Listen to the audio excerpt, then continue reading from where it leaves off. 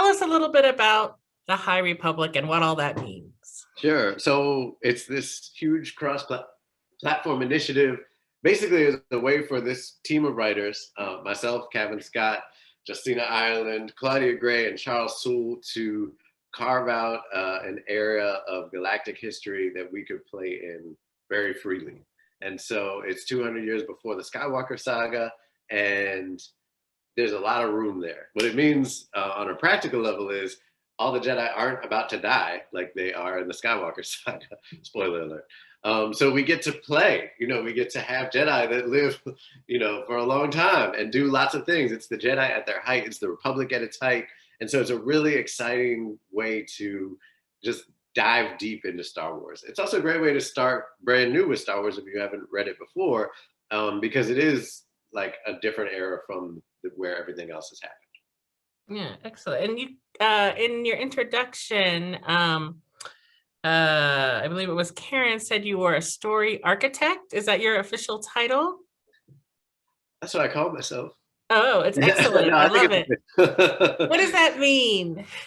So basically, it's that we collectively, that team has been, along with Michael Siglain, who's the head of publishing at Star Wars, have really been putting together this initiative with kind of a bird's eye view of it almost. So we meet regularly and plan out the larger beats of it. That's actually what you can see behind me, is some of that planning and action of just understanding like what's the meta story that we're trying to tell, and how are we going to tell it.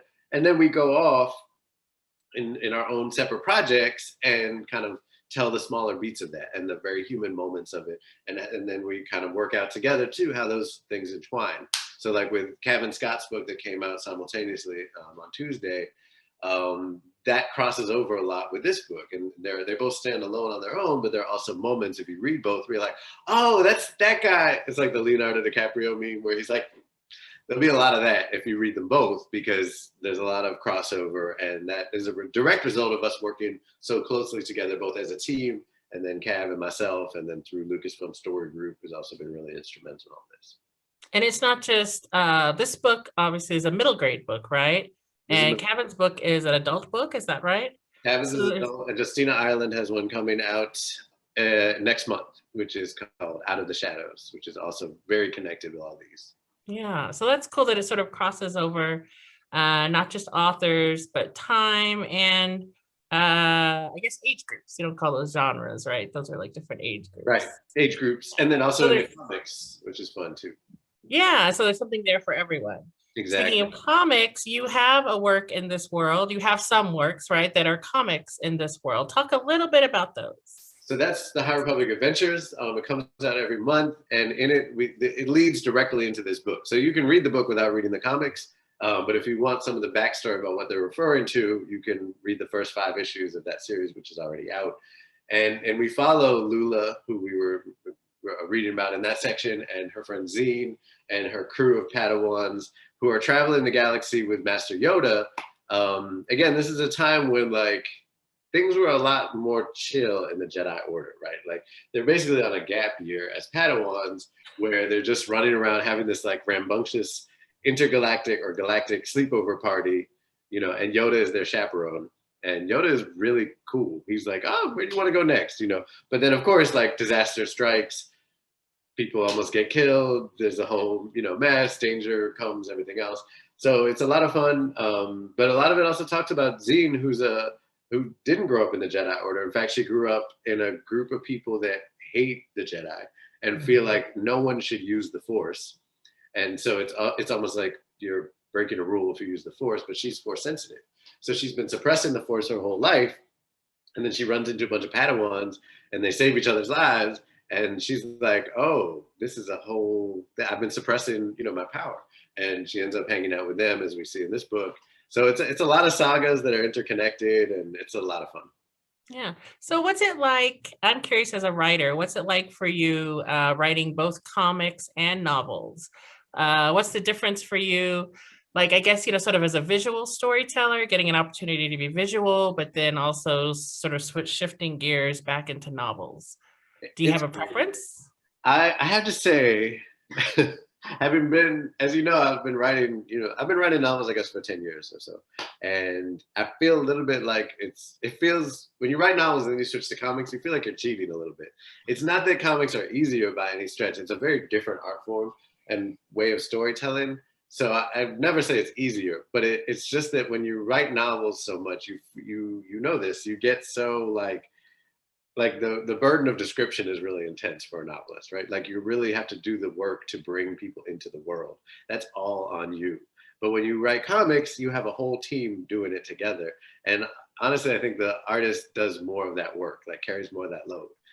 Like I will write, in this panel, there's a space fight. And Harvey Tully-Bao, who's the incredible artist behind High Republic Adventures, will spend a day and a half, like this meticulous, incredible, dynamic, just art. And so it's different. But having said that, I think with prose, we can go deeper into people's minds for the most part. That's not a strict rule, but I think it is more available, right? When we're writing close third, you can really get inside someone's head with much more space, right? Because the other thing about comics is, unless you're writing a graphic novel, and even then, you have 20 pages.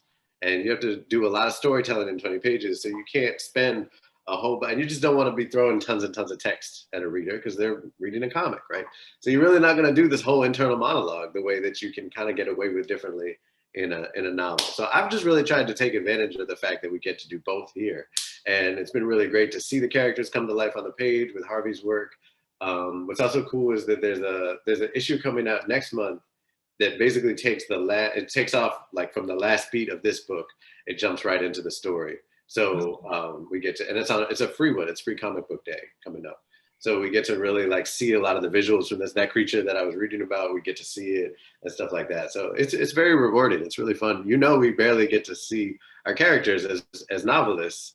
Like if we're lucky, we get fan art. We get great cover art like yours, by the way. Congrats on your amazing cover. I love it. Thank you.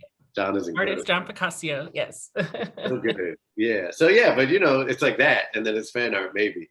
But seeing our characters come to life is such a treat for novelists, especially. So I've just really been enjoying that part of it too. Yeah, and speaking of characters, you have some wonderful characters in this book. The two main characters, I would say, are Lula and Ram, who we just met in your reading. Very different kinds of Padawan. And very, I think, different than any I'd seen. Not that you get to see a lot of Padawan, but maybe like in Clone Wars and things like that. But and you do get into their heads and you do sort of explore who they are. So talk to us a little bit about the inspiration for both of these characters and who they are in the story.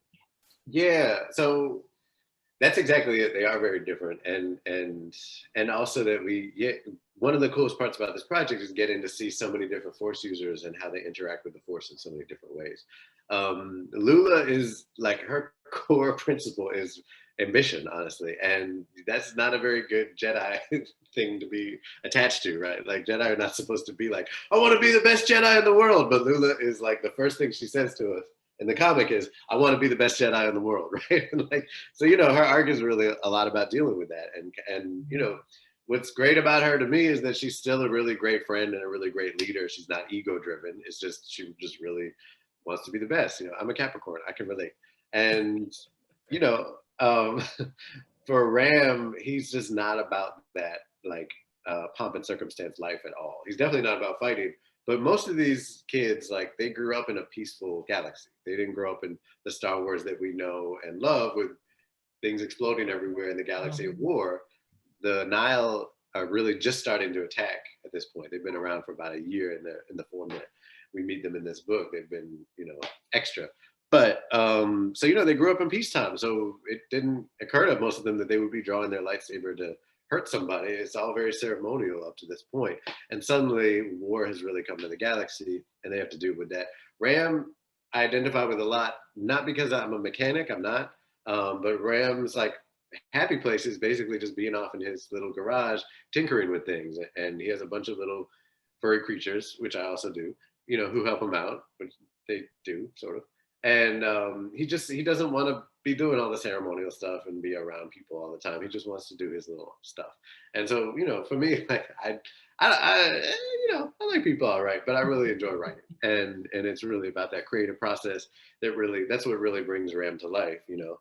And in that sense, he's a very regular kid, you know, but he's forced into extraordinary circumstances when the Nile attack.